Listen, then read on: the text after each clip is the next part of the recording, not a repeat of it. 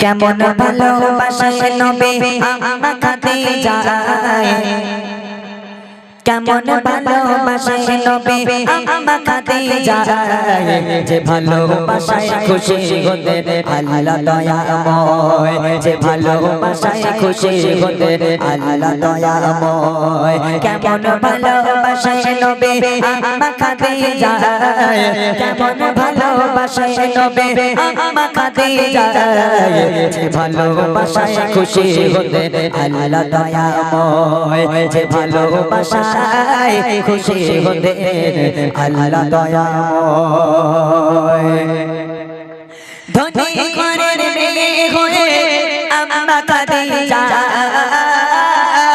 নবীর কাছে এসে বলে করব জিনগার ধনী ঘরের মেয়ে হয়ে আম্মা খাদিজা নবীর কাছে এসে বলে করব জিনগার নবী বলে ও খাদিজা কেন চাও আমায় নবী বলে ও খাদিজা কেন চাও আমায় রতনকে রতনে চেনে অন্য কেহ নয় ও গো রতনকে রতনে চেনে অন্য কেহ নয় কেমন ভালোবাসে নবী আম্মা খাদিজা কেমন ভালোবাসে নবী আম্মা খাদিজা যে ভালোবাসায় খুশি হতে আল্লাহ দয়াময় যে ভালোবাসায় খুশি হতে আল্লাহ দয়াময় আমার নবী যখন দিনের দাওয়াত দিতে যেতে রাত 1টা 2টোর সময় বাড়িতে আসতেন এত রাত বেরাত আল্লাহর নবী দিনের দাওয়াত দিয়ে বাড়িতে আসবে আসার পর কোন দিনের জন্য দরজা তো বন্ধ কোন দিনের জন্য আল্লাহ রাসূল এরকম দুবার দরজা নক করেনি বাড়ি এলো একবার শুধু একবার এরকম দরজা নক করলো দরজা খুলে গেল আম্মা জান খাদিজা দরজা খুলে দিল আল্লাহ রাসূল বলছে খাদিজা তুমি কি ঘুমাও না তুমি ঘুমাও না রাতে আমি যখনই এসে একবার টাচ করি তুমি দরজা খুলে দাও কেমন করে পারো খাদিজা আম্মা জান খাদিজা বলেছিল হে আল্লাহর পয়গম্বর হে আমার স্বামী আপনি যখন বাইরে থাকেন আমি খাদিজা ঘুমাতে পারি না টেনশন হয় না জানি কাফেরেরা আপনার উপর আক্রমণ করলো কিনা কাফেরেরা আপনার কোনো ক্ষতি করলো কিনা এই চিন্তায় টেনশনে আমি খাদিজা ঘুমোতে পারি না তাই আপনার জন্য অপেক্ষা করে বসে থাকি আমার মায়েরা পারবেন এখান থেকে কোনো ভাই যদি রাত 1টা 1:30টার সময় কাজ থেকে বাড়ি আসে ওরে আল্লাহ দরজা নক করা দূরের কথা দরজায় ঘুষি মেরে মেরে দরজা ফেটে গেল ভেঙে গেল আমার মায়েদের আর ঘুম ভাঙে না সব জান্নাত থেকে ঘুরে বেড়াচ্ছে তাই না কবি লিখছে দেখেন দিনের দাওয়াত দিতে নবী যায় গো দারে দারে অপেক্ষাতে বসে থাকে বিবি নিজের ঘরে দিনের দাওয়াত দিতে নবী যায় গো দারে দারে অপেক্ষাতে বসে থাকে বিবি নিজের ঘরে নবী বলে ও খাদিজা দরজা টোকা দেবার সাথে দরজা খুলে যায় দরজা টোকা দেবার সাথে দরজা খুলে যায় বিবি বলে আপনি ছাড়া ঘুম নাহি হয় ও গো বিবি বলে আপনি ছাড়া ঘুম নাহি হয় কেমন ভালোবাসে নবী আম্মা খাদিজা কেমন ভালোবাসে নবী আম্মা খাদিজা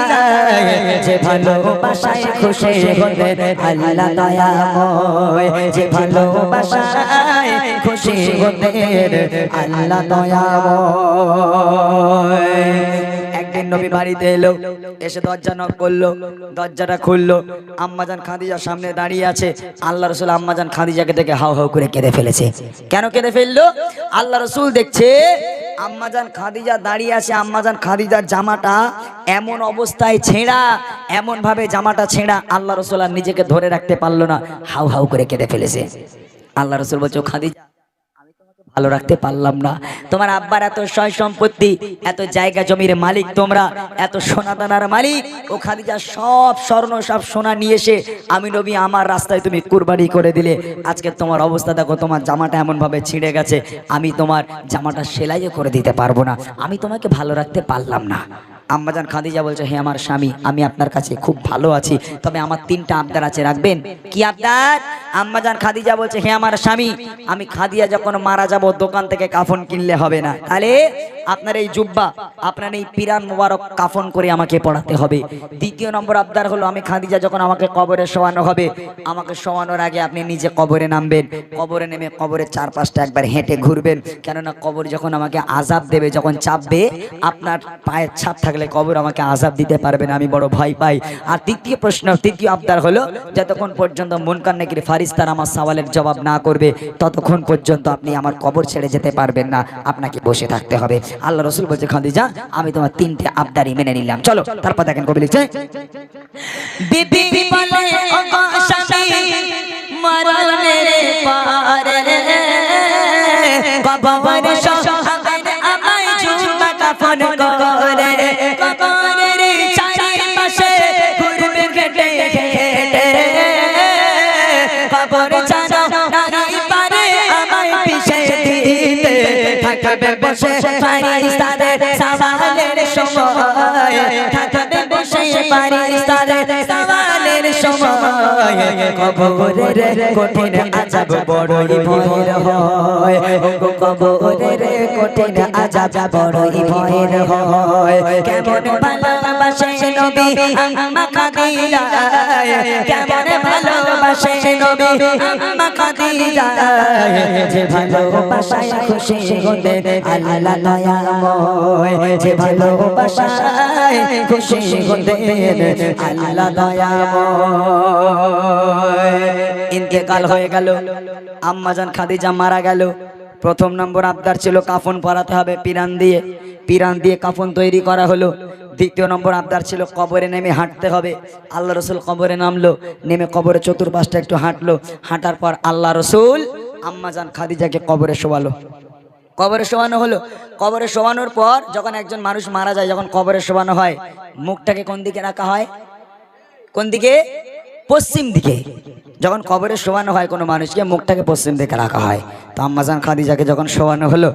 মুখটাকে নিয়ে যতবার পশ্চিম দিকে ঘোরানো হয়, আম্মাজান খাদিজার মুখটা অটোমেটিক সামনে চলে আসে, আসমানের দিকে হয়ে যায়। আবার একবার চেষ্টা করা হলো, আবার একবার খাদিজার মুখটাকে নিয়ে পশ্চিম দিকে ঘোরানো হলো, আবার অটোমেটিক সামনে হয়ে যায়। এরকম করে তিনবার যখন আম্মাজান খাদিজার মুখটা পশ্চিম দিকে ঘোরানোর চেষ্টা করা হলো, পশ্চিম দিকে যখন ঘোরে না, অটোমেটিক যখন আসমানের দিকে হয়ে যায়, আল্লাহ পাক আরশে আজিম থেকে রসুলের কাছে বার্তা পাঠালো, হে আমার নবী, চিন্তার কারণ নেই, চিন্তা করবেন না, আমি আল্লাহ চাই না খাদিজার মুখটা পশ্চিম দিকে থাক। কেন? খাদিজা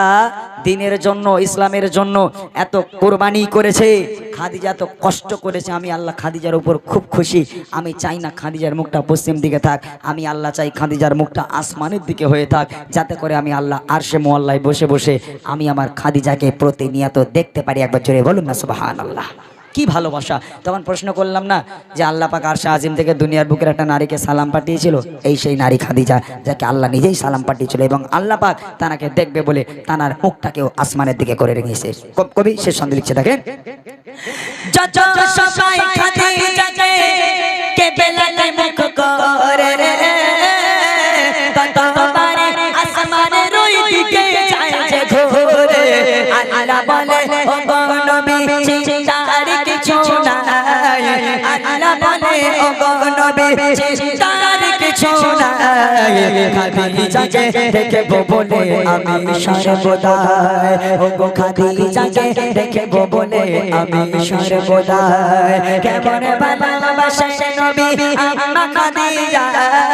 কেমন ভালোবাসে নবী আম্মা খাদিজা, যে ভালোবাসায় খুশি হতে আল্লাহ দয়াময়, যে ভালোবাসায় খুশি হতে আল্লাহ দয়াময়, যে ভালোবাসায় খুশি হতে আল্লাহ দয়াময়।